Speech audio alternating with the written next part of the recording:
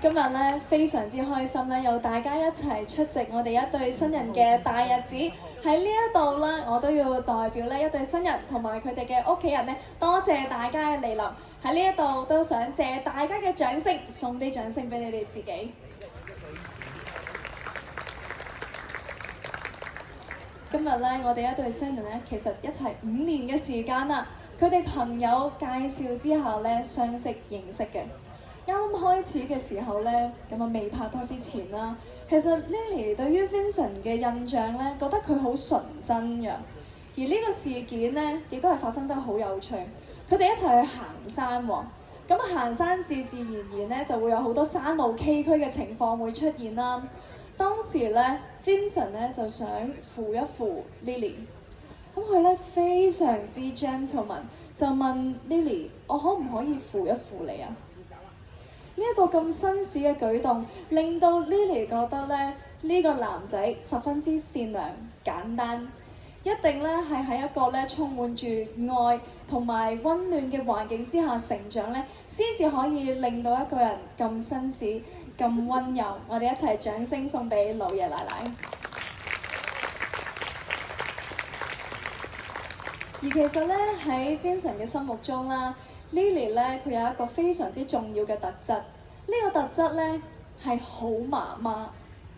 其實咧喺佢哋嘅相處當中啦，Lily 咧係一個非常識得照顧人嘅人嚟嘅，而且總係會設身處地、好善良咁為對方着想嘅一個好女仔。一定啦，係喺一個好善良又有愛、充滿住溫馨嘅家庭入邊成長咧，先至會令到Vincent 對於 Lily 嘅感覺就係一個好媽媽。我哋一齊掌聲都送俾外父外母同埋佢哋屋企人。佢哋兩個咧，其實咧係以結婚為前提而交往嘅。咁之後咧，其實咧 Lily 咧經歷咗一啲工作嘅變動啦。咁佢其實咧就想去外國咧學整餅喎，而呢一去咧要去9個月，仲要係要遠距離戀愛。咁呢個時候嘅 Vincent 就梗係諗唔得啦，你去咁遠嘅地方，時間又咁長喎，咁我一定要做啲嘢，要落訂先。咁落訂咧，佢哋上年咧就一齊去法國南部旅行啦。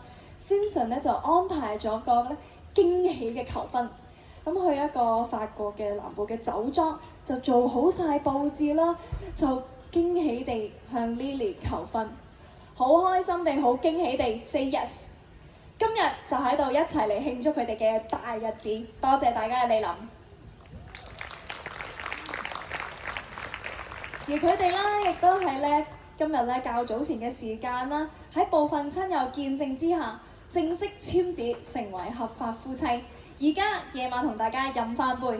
咁講咗咁耐啦，咁我哋梗係想見下一對新人啦，係咪先？俾啲聲嚟聽下好唔好啊？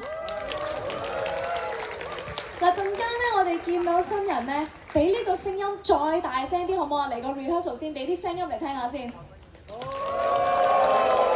佢哋聽到㗎。而家我哋咧正式邀請我哋今日一對新人 Lily and Vincent 進場。